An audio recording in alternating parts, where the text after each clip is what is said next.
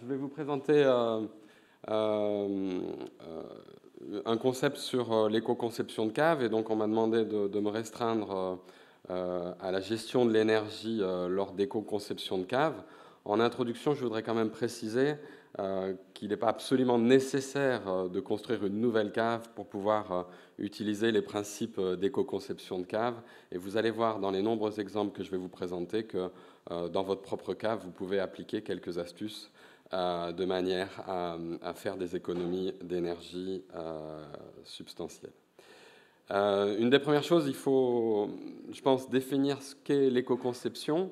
Alors, l'éco-conception de cave donc, a été définie par l'OIV. C'est d'abord une approche globale à l'échelle d'un système de production. Pour pas trop rentrer dans le discours un peu technocratique qui est juste derrière cette définition, si on veut la résumer et la simplifier, l'éco-conception prend en compte divers points autour de l'écologie. Et le premier point, c'est bien entendu une pérennité économique, ce qu'on a appelé aussi un développement durable de vos caves. On sait que c'est des outils qui vous font vivre et il faut que ça reste des outils qui vous font vivre.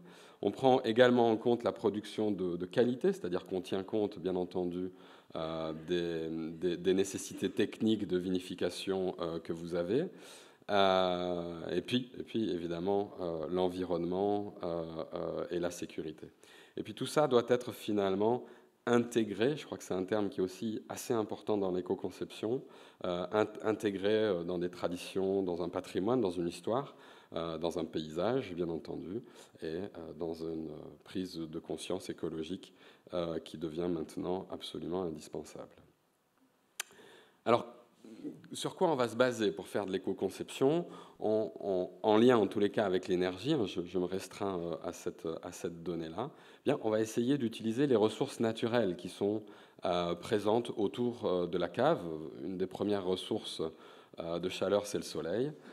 Mais bien entendu, l'air, le vent, la végétation, l'eau et le sol doivent être pris en compte dans cette éco-conception. Vous verrez que c'est des utilisations très techniques et très intéressantes et économiques pour ça. On pourra aussi faire allusion à l'utilisation dans la conception de caves de matériaux locaux qui vont réduire les coûts les coûts d'émissions en CO2 par exemple. Ça, c'est une phrase qui a déjà été dite et répétée, et évidemment que la meilleure énergie est celle qu'on ne consomme pas. D'ailleurs, dans ma présentation, je ne vais pas vous présenter des choses qui permettent de produire de l'énergie, mais volontairement, je vous présente des choses qui vont permettre d'éviter d'en consommer. Il y a trois mots qui sont assez importants dans l'éco-conception de cave. Ces trois mots, c'est une bonne implantation, une bonne orientation de la cave et une bonne intégration avec le paysage environnant. On parlera un peu plus tard de l'isolation. Voilà un schéma qui synthétise assez bien ces constructions bioclimatiques. Vous allez devoir orienter votre bâtiment, évidemment, nord-sud, avec des ouvertures vitrées au sud. Donc ces ouvertures vitrées vont permettre de laisser rentrer le soleil en hiver de manière à réchauffer naturellement la pièce ou les locaux, en plus de l'apport intéressant en lumière qu'on va obtenir. Et puis l'été, grâce à une avancée de toit, on va pouvoir faire une ombre portée et éviter justement que le soleil réchauffe ces grandes ouvertures.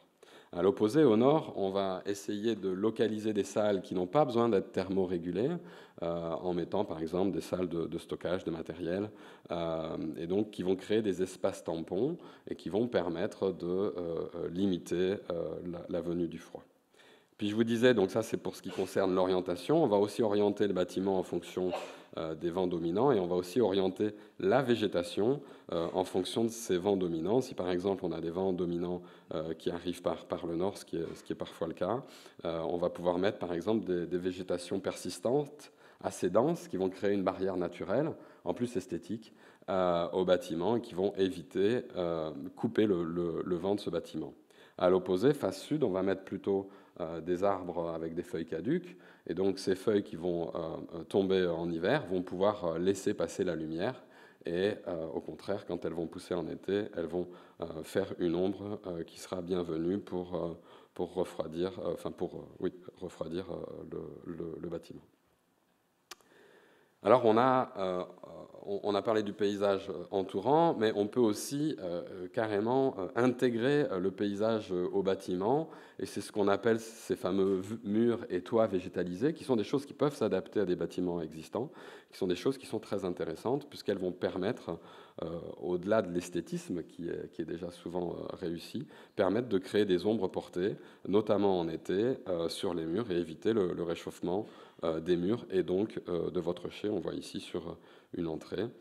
On a aussi également là des murs végétalisés qui demandent assez peu d'entretien, mais qui demandent un petit entretien, mais assez peu d'entretien selon le choix des plantes locales qu'on va utiliser, et qui permettent de faire une isolation, d'éviter également le rayonnement solaire direct, et puis l'évapotranspiration des plantes va permettre également de réchauffer, de refroidir, pardon, évidemment, votre bâtiment. Voilà, on a les mêmes exemples ici à Cheval Blanc sur des toits végétalisés. Et donc la matière végétale qu'il va y avoir sur le toit va faire office d'isolant, mais également l'évapotranspiration va permettre de rafraîchir le toit et donc de l'isoler vraiment parfaitement.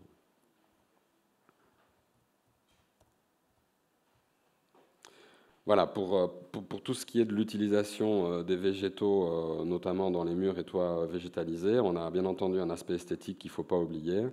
On a aussi une réduction des dépenses énergétiques en chaud comme en froid qui peuvent atteindre entre 5 et 20%.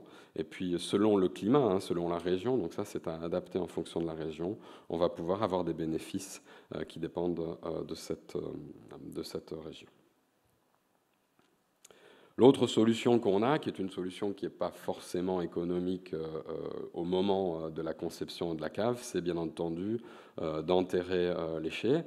C'est assez traditionnellement utilisé, mais l'excavation coûte relativement cher. Donc il faut étudier cet amortissement sur des périodes assez longues pour voir si ça en vaut la peine, mais assez souvent ça en vaut la peine pour plusieurs raisons qu'on verra en conclusion. Juste pour vous résumer ici, le fait d'enterrer évidemment votre cave, ça va permettre de limiter les variations de température journalières qui sont vraiment néfastes à la qualité de conservation de vos vins, qu'ils soient en bouteille ou qu'ils soient en cuve, ces variations de température journalière.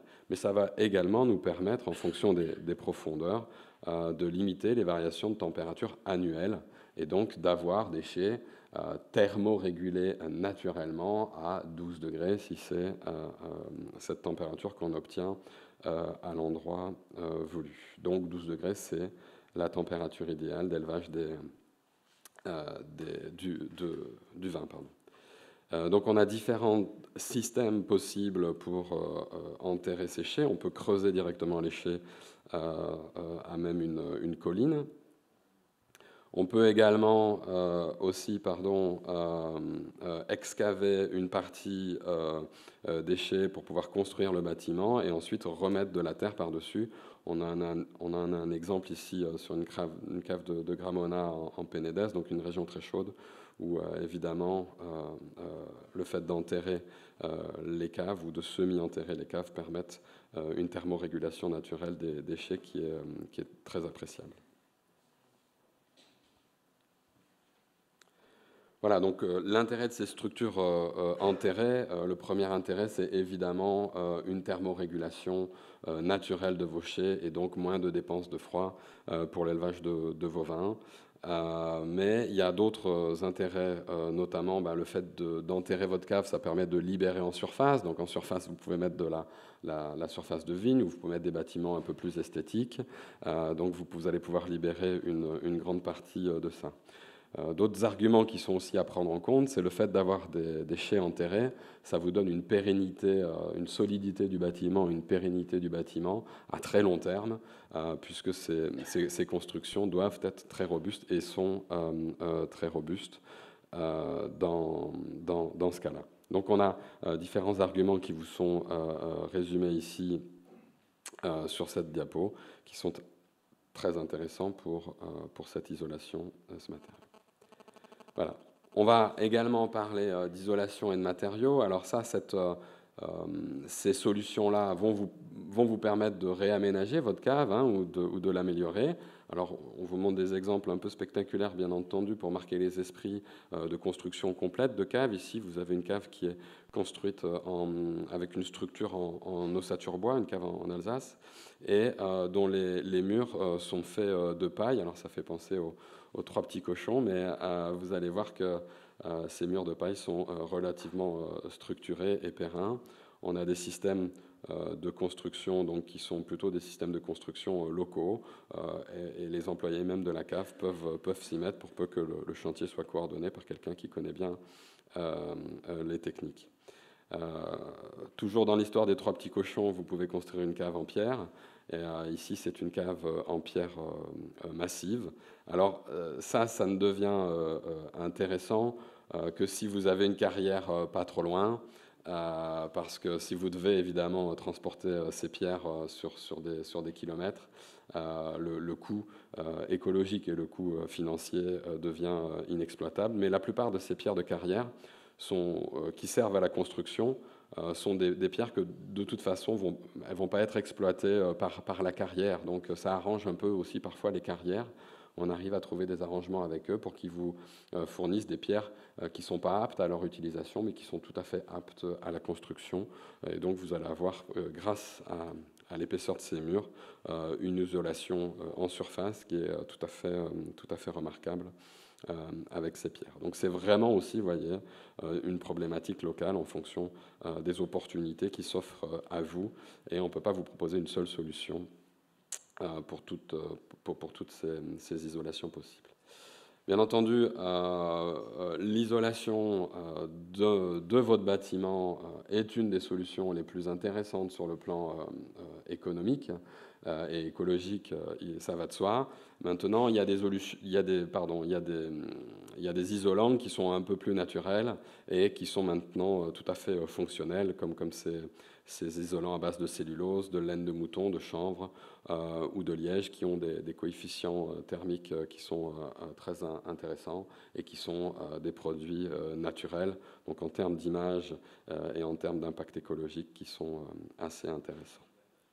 Voilà, toujours dans l'enveloppe du bâtiment, il faut parler de la ventilation. Cette ventilation, elle peut être mécanique, elle doit être d'ailleurs la plupart du temps mécanique pendant les fermentations, mais moi je vous recommande le plus possible d'avoir des ventilations naturelles pour la période hors fermentation. Il faut, pour que votre atmosphère soit saine, 3 renouvellements par jour de l'air ambiant. Et donc on a des systèmes ici qui se comprennent par le schéma de ventilation naturelle qui peuvent se faire dans les caves et qui peuvent être contrôlés, bien entendu. Il suffit de fermer la fenêtre. Je ne sais pas si je peux vous montrer. Il suffit de fermer la fenêtre et puis les aspirations ici pour arrêter complètement cette ventilation. Et ici, vous n'avez pas de système de ventilation mécanique.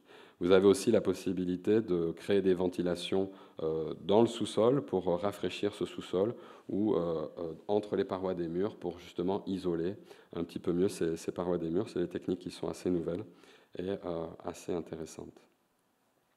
Toujours dans la ventilation, ici on a utilisé cette fois-ci non pas l'effet cathédrale et le fait que l'air chaud monte, mais on va utiliser les vents dominants dans cette cave toujours à Gramona. Et vous voyez sur le couloir ici, on va avoir des vents dominants qui vont permettre de faire circuler de l'air et d'évacuer l'air chaud de la cave. Donc c'est aussi un système qui permet de rafraîchir l'ambiance de la cave. Le deuxième point, enfin le dernier point énergétique de consommation qui est relativement important, c'est bien entendu l'éclairage. On l'a vu dans la présentation de tout à l'heure. Et là, ce qu'on préconise, c'est évidemment de favoriser l'éclairage naturel. C'est d'abord un éclairage qui est beaucoup plus agréable pour travailler. Bien entendu, il ne faut absolument pas que cet éclairage soit direct. On a par exemple le cas de très grands architectes qui ont construit une baie vitrée juste derrière le cuvier. Et puis une fois que votre cuve est bien recapée et qu'il y a un rayon de soleil qui tape sur votre cuve, vous imaginez bien ce qui se passe. il y a un petit débordement qui peut se créer. Donc évitez toutes les lumières directes.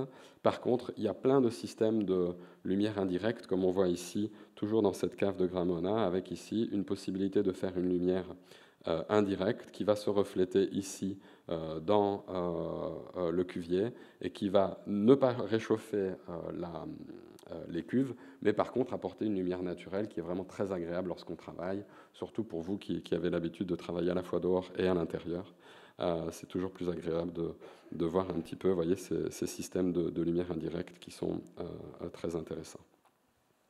Voilà, ce petit schéma qui résume assez bien comment on peut contrôler également cette lumière indirecte. Ici, on a une fenêtre avec des déflecteurs qui vont permettre de répartir très correctement la lumière à l'intérieur d'un bureau ou d'une cave, bien entendu. Ça peut se faire assez simplement. Et puis, on a des systèmes un peu plus complexes, notamment pour des déchets enterrés, de puits de lumière. Donc, vous avez en fait des capteurs à l'extérieur, ici sur un toit végétalisé, qui vont conduire par un tuyau qui va refléter la lumière et qui vont conduire la lumière à l'endroit où vous voulez. Donc, ça permet d'avoir des décalages, c'est-à-dire qu'on n'est pas obligé d'avoir une ouverture directe à cet endroit-là. On peut conduire la lumière un peu plus loin. Donc, c'est des systèmes qui, dans certains cas, peuvent être utilisés et qui rendent une ambiance très agréable dans le film. Voilà, pour conclure et pour être à l'heure. Je voulais quand même surtout insister sur une chose, puisque le temps est vraiment très court pour vous expliquer toutes ces solutions. Donc je vous invite à aller sur un site internet qui a été développé par ce projet Eco-Winery dans lequel nous sommes partenaires, et où on a développé pour vous des outils de sensibilisation, c'est la raison de ma venue aujourd'hui, mais également des outils de formation. Donc on a, je vais revenir directement ici, on a mis en place un site internet qui s'appelle Eco-Winery. Sur ce site internet, vous avez ce qu'on appelle du e-learning, donc de l'apprentissage par internet, et donc une foule de renseignements le plus structuré possible et le plus pédagogique et didactique possible, qui tourne autour de l'éco-conception des bâtiments vinicoles. Donc c'est vraiment un site fait pour vous. Donc dans la conception et dans le réaménagement, j'insiste là-dessus, avec des contextes réglementaires et énergétiques qui sont une première étape indispensable à la conception, mais aussi des démarches architecturales d'éco-construction, celle que je vous ai montrée ici, avec un troisième chapitre qui parle sur l'énergie, donc vraiment ma présentation d'aujourd'hui, mais aussi sur la production d'énergie, chose que je ne vous ai pas présentée aujourd'hui. Et puis, un gros travail qu'on a pu développer sur l'optimisation de l'eau, Joël étant un peu un spécialiste de cette partie. Et bien entendu, des exemples, plein d'exemples dans ce site internet que vous pourrez récupérer pour vous et pour progresser dans votre démarche de sensibilisation. Voilà, on a plein de partenaires dans ce projet. L'IFV, l'école en Allemagne qui s'occupe plus particulièrement de tout ce qui est énergie, et puis l'Espagne également, avec l'Université de Barcelone qui s'est occupée de tout ce qui était conception de caves.